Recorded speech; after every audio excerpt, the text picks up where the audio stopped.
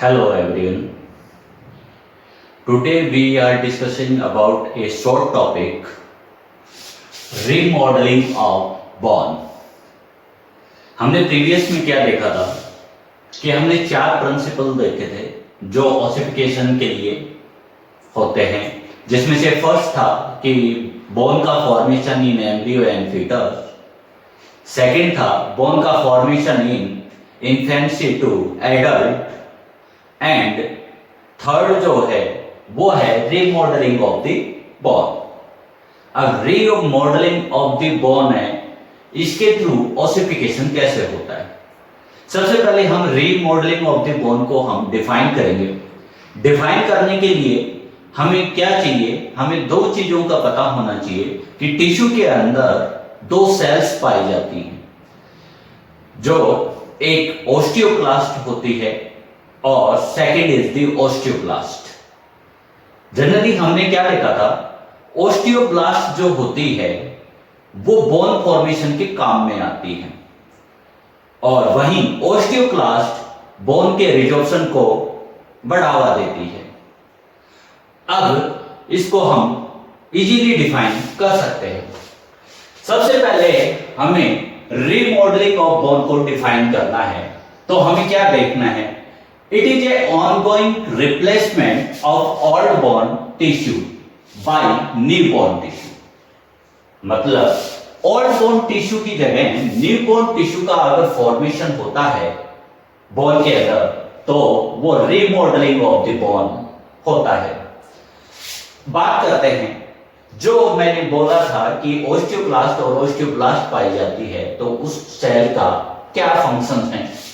Bone का resorption जो करती है वो कौन करती है, ओस्टियोक्लास्ट सेल। ये ओस्टियोक्लास्ट सेल है जनरली आपके मिनरल्स एंड कोलेजन फाइबर्स या ऑर्गेनिक मटेरियल का क्या करती है, रिजॉर्प्शंस करती है। जबकि ओस्टियोब्लास्ट क्या करेगी, bone deposition by osteoblast cells. हमने बार बार देखा था कि osteoblast cell extra cellular matrix का फॉर्मेशन करती है, इसका मतलब वो कोलेजन फाइबर का फॉर्मेशन भी करेगी, साथ ही साथ मिनरल्स का डिपोजिशन भी करती है। वहीं अगर हम देखते हैं हर ह्यूमन बॉडी के अंदर ये जो बोन रिजॉर्प्शन एंड डिपोजिशन जो होता है, ये एडल्ट की स्टेज से लेके और एडोलेसेंट, इन्फेंसी और ओल्डर स्टेज तक जाता है। जनरली आपकी जो बोन का रिन्यूअल रेट जो होता है, और वो भी किसका, कॉम्पैक्ट बोन का, तो कॉम्पैक्ट बोन का जो रिन्यूअल रेट है वो 4% पर ईयर है।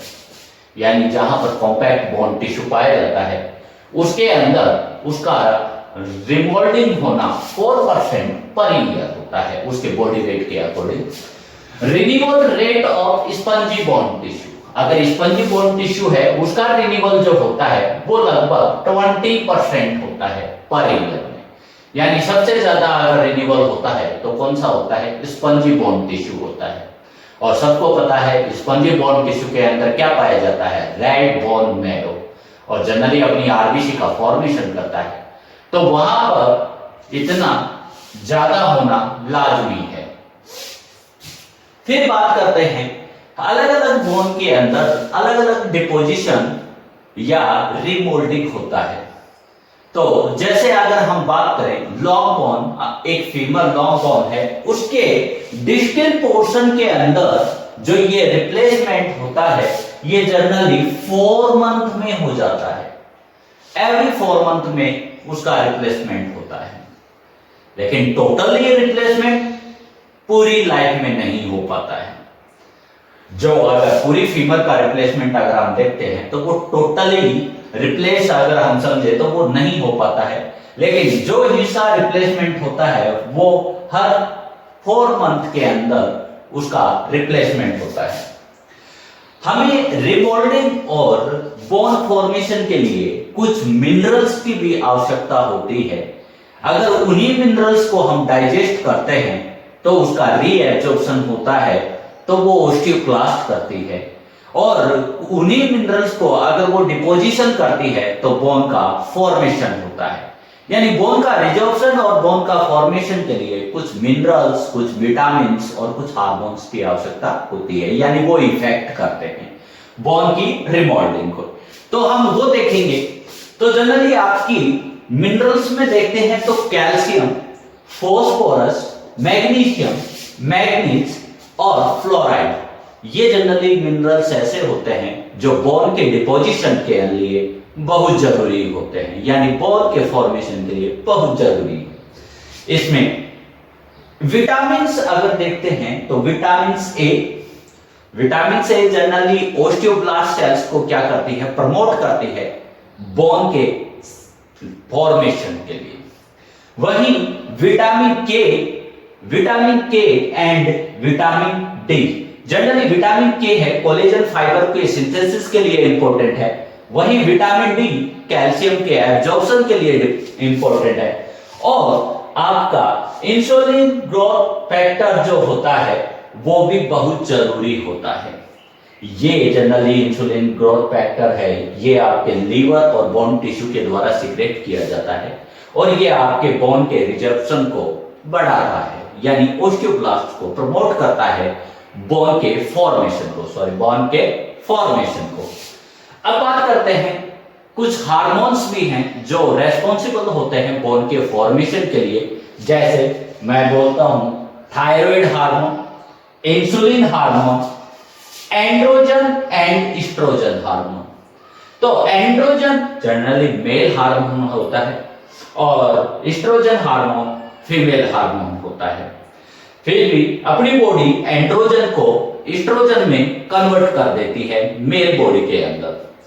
अपनी बॉडी एंड्रोजन को एस्ट्रोजन में कन्वर्ट भी करती है, क्योंकि एस्ट्रोजन हार्मोन और एंड्रोजन हार्मोन दोनों रेस्पॉन्सिबल होते हैं बोन के फॉर्मेशन के लिए। लेकिन एपिफाइशियल प्लेट के अगर उसको फ्यूज करना है या फिर स्टॉप करना है रिमोल्डिंग को, तो वहां पर एस्ट्रोजन हार्मोन रोल प्ले करता है। एंड्रोजन हार्मोन और एस्ट्रोजन हार्मोन की वजह से जनरली आपका जो बोन की ग्रोथ होती है वो रुकती भी है, लेकिन एक स्टेज के बाद में। जनरली एस्ट्रोजन हार्मोन जल्दी ग्रोथ रोकता है, इसलिए फीमेल्स के अंदर बोन की रिमोल्डिंग जल्दी बंद हो जाती है, जबकि मेल्स में वो लंबे टाइम तक चलती है। हम दूसरी चीज की तरफ देखें, रिमोल्डिंग जो होती है जनरली आपकी लाइफ स्टाइल पर, एक्सरसाइज पर, डाइटरी पैटर्न पर भी डिपेंड करती है। कई बार फ्रैक्चर होने पर भी रिमोल्डिंग ऑफ बोन अफेक्ट होती है और जनरली फ्रैक्चर में रिमोल्डिंग ऑफ बोन होती भी है। फ्रैक्चर में अफेक्ट इस तरीके से करती है कि अगर फ्रैक्चर होने के बाद में जिस बोन का फॉर्मेशन होना होता है, अगर उस टाइम पर वेट बियरिंग एक्सरसाइज या फिर बोन पर कोई स्ट्रेस पड़ता है तो बोन की फॉर्मेशन थिक होती है, यानी वो स्ट्रॉन्ग बोन के रूप में उसकी स्ट्रेंथ ज्यादा होती है, यानी स्ट्रॉन्ग बोन बनती है।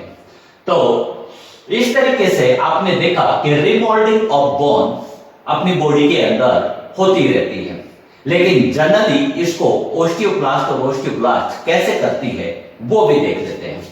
सबसे पहले क्या करती है, ओस्टियोब्लास्ट जो है वो अटैच हो जाती है एंडोओस्टियम और पेरिओस्टियम से। अब ओस्टियोब्लास्ट जब भी एंडोओस्टियम और पेरिओस्टियम से अटैच होती है तो वो उसको सील्ड करती है और एक पॉकेट लाइक स्ट्रक्चर बनाती है, जिसे हम रफ बॉर्डर या सील्ड पॉकेट स्ट्रक्चर बोलते हैं।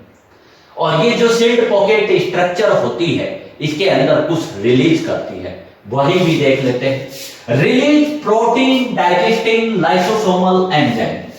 सबको पता है कि एक डाइजेस्टिंग एंजाइम होता है लाइसोसोमल एंजाइम।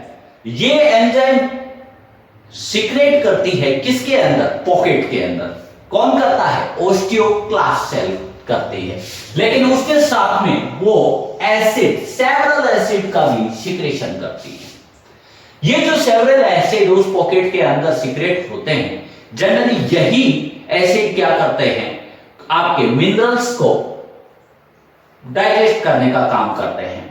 जबकि जो एंजाइम जो होते हैं वो जनरली आपके कोलेजन फाइबर और अदर ऑर्गेनिक मैटर्स को डिसॉल्व करने का काम करते हैं। तो enzyme digest the collagen fibre and other organic substance and acid dissolve the minerals.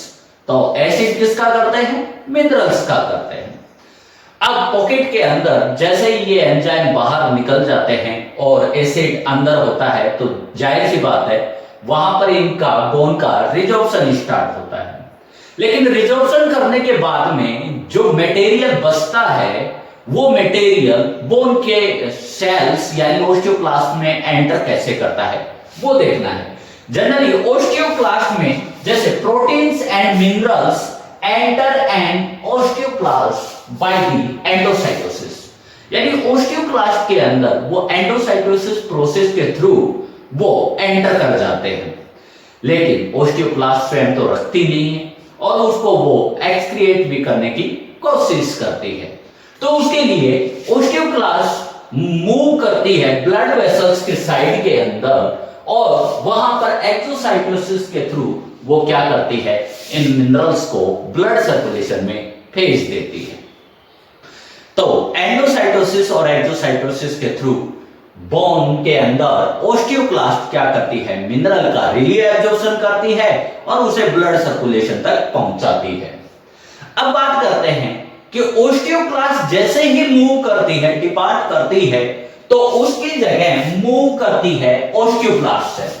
और ओस्टियोब्लास्ट हमें पता है कि वो क्या करती है, बिल्ड द बोन यानी बोन का फॉर्मेशन करती है। इस प्रकार से अपनी बॉडी के अंदर एज के अकॉर्डिंग अपने रिमोल्डिंग ऑफ द बोन चलती रहती है और यही आपका ओसिफिकेशन का फोर्थ प्रिंसिपल होता है। हम नेक्स्ट और लास्ट प्रिंसिपल देखेंगे जो था fracture of healing of the bone. Thank you.